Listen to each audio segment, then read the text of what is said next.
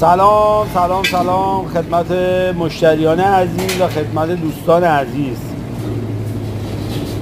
خیلی مخلصیم آقا، خیلی ارادت داریم خدمتتون.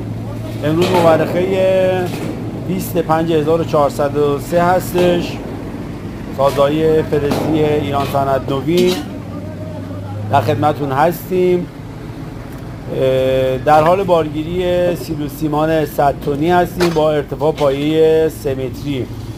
یه توضیح خیلی مختصر و مفید در رابطه با متریال سیلو خدمتتون عرض بکنم.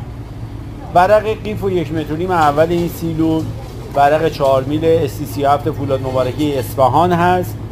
7.5 متر بالا ورق 3 میل و سقف سیلو هم ورق 3 میل ST37 فولاد مبارکی اصفهان هستش.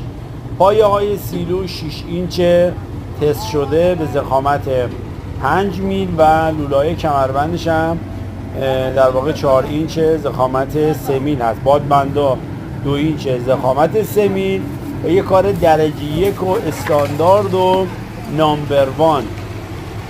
دوستان عزیزی که سیلو میخواید برای ارسال برای سر تا سر کشور داریم. هر چند تا سیلو بخواید ما هستیم در خدمتتون با افتخار، با کیفیت عالی و قیمت مناسب.